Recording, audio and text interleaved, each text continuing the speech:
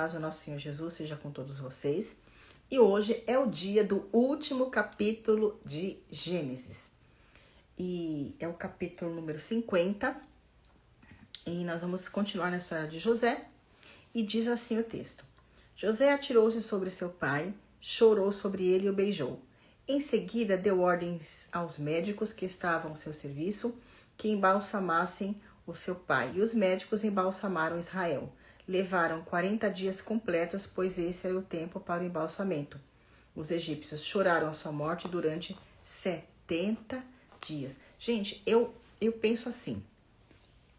Vamos por partes aqui. Embalsamento de 40 dias. É muito minucioso esse embalsamento, hein? E vocês podem reparar que é algo muito minucioso e eficaz. Por isso que nós hoje, até hoje, temos em museu múmias que foram resultados deste trabalho de mumificação. Então, ele é eficiente e um processo muito minucioso, porque demorar 40 dias para embalsamar uma pessoa é bastante tempo. Mas, dá certo. E nós vemos aqui que eles choraram a morte de Israel por 70 dias, gente. Então, Israel conquistou a graça daquele povo, viveu ali 17 anos, né? Segundo os textos que nós lemos anteriores. E que durante esses tempos, esses anos que eles ficaram ali, eles caíram na graça do povo. Os hebreus, eles tinham esse poder, essa graça que com certeza era dada por Deus. Eles caiu na graça do povo. Então, os hebreus conquistaram os egípcios e eles choraram por 70 dias a morte de Israel. Passados os dias de luto, José disse à corte de Faraó: se posso contar com o favor de vocês, falem com o Faraó por mim. Diga-lhes que o meu pai fez-me prestar-lhe o seguinte juramento: estou à beira da morte, sepulte-me no túmulo que preparei para mim na terra de Canaã. Agora, pois, peça-lhe que me permita partir e sepultar meu pai, logo depois voltarei. E Faraó respondeu: vá e faça o sepultamento de seu pai, como este o fez jurar. Então José partiu para sepultar o seu pai. Com ele e foram todos os oficiais de Faraó, as autoridades da sua corte e todas as autoridades do Egito. Gente, aqui parece que está fazendo o sepultamento, como nós chamamos hoje o velório, de um político, de um rei, de um presidente, né? Porque todas as autoridades do Egito estavam presentes, foram no cortejo que a gente chama hoje, né? Nesse sepultamento. Então, era como se fosse um rei, não é mesmo? Além deles, todos da família de José, os seus irmãos e todos os da casa de seu pai, somente as suas crianças e as suas ovelhas e os seus bois foram deixados em Gósen. Carruagens e cavaleiros também o acompanharam. A comitiva era imensa. Eu imagino. Se a própria família de Israel já era enorme, imagine junto com a comitiva de Faraó que foi enviada com todas as autoridades. Chegando à ilha de Atade, do outro lado do Jordão, lamentaram em alta voz, com grande amargura. E ali José guardou 7 dias de pranto pela morte de seu pai. Quando os cananeus que lá habitavam viram aquele pranto na ilha do Atade, disseram: os egípcios estão celebrando uma cerimônia de luto solene. Por essa razão, aquele lugar do outro lado do Jordão foi chamado de Abel-Misraim. Assim fizeram os filhos de Jacó, o que este lhes tinha ordenado. Levaram na terra de Canaã e o sepultaram na caverna do campo de Macpela, perto de Manre, campo este que Abraão tinha comprado de Efron, o hitita, para que lhe servisse de propriedade para a sepultura. Depois de sepultar o seu pai, José voltou ao Egito com os seus irmãos e com os demais que o haviam acompanhado. Gente, esse campo de Macpela, ele é muito citado. Vocês viram quantas vezes se repete na Bíblia esse tal desse campo de Macpela? Chega até eu não aguento mais. Mas a verdade é que ele é muito citado. E toda vez que fala desse campo, se fala desse Efron, o hitita. Pessoas que foram importantes por isso que se repete o nome delas, óbvio. Mas é um nome estrangeiro, mas a Bíblia, né, o Espírito Santo que inspirou a Bíblia faz questão que o nome desse homem seja citado, que o lugar seja citado. Deve ter sido um lugar estratégico, muito importante para eles naquele momento. Deve ter sido um lugar muito... A Bíblia fala que é um lugar lindo, maravilhoso, muito bonito. E a Bíblia não para de falar, quando fala dessa sepultura, citar que foi Abraão que comprou, e foi pelo Efron e Tita que foi feita a compra, e Maquipela, e não deixa de citar. Vendo os irmãos de José que o pai deles havia morrido, disseram: se José guardou rancor contra nós, certamente retribuirá todo o mal que lhe causamos. Gente, esse povo de José, esses irmãos de José, ainda tinham medo da vingança de José.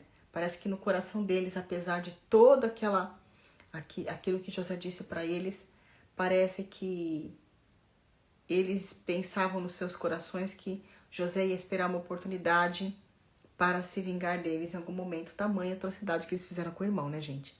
Mas é sempre assim, às vezes nós recebemos uma bênção através de outras pessoas, nós percebemos a mão de Deus, como eu falei no texto, que eles foram restaurados, mas sempre vem um inimigo com aquela lembrança do passado de atacar, de relembrar, de acusar.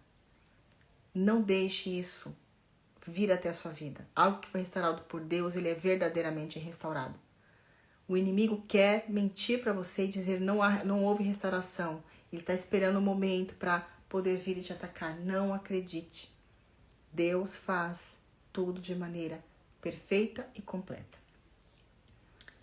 Então mandaram um recado a José dizendo: antes de morrer, o teu pai nos ordenou que te disséssemos o seguinte: peço que perdoe o crime e o pecado dos seus irmãos que o trataram com maldade. Agora, pois, perdoa o crime dos servos do Deus do teu pai. Quando ouviu o que lhes falaram, José chorou. Depois vieram os seus irmãos, prostraram-se diante dele e disseram: aqui estamos, somos os teus escravos. José, porém, lhes disse: não tenho medo. Estaria eu no lugar de Deus? Vocês... Só um minuto, gente.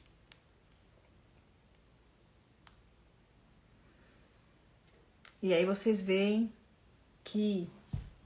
só um minuto que eu vou ter que pegar a Bíblia, porque a Bíblia online tá sem conexão com a internet, não sei porquê. Então, a gente vê que ele chorou porque ele percebeu que parece que os irmãos ainda não tinham entendido o que Deus havia feito com eles através de todos aqueles acontecimentos.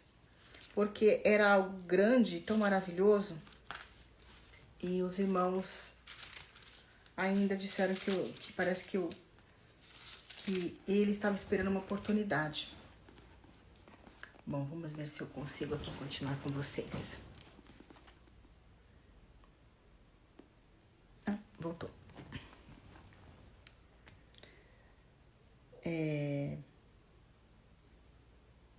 Aí ele perguntou se estaria no lugar de Deus. Vocês planejaram o mal contra mim, mas Deus o planejou para o bem, para que a vida de um numeroso povo fosse salva hoje. Por isso, não tenham medo. Eu sustentarei vocês e as suas crianças. Ah, sim. Eles estavam temerosos de que eles fossem expulsos da terra do Egito, coisas semelhantes a essa, porque, afinal de contas, ele era o primeiro depois de Faraó. E é uma família muito grande, então isso causou temor no coração deles. Assim José os tranquilizou e lhes falou amavelmente. José permaneceu nele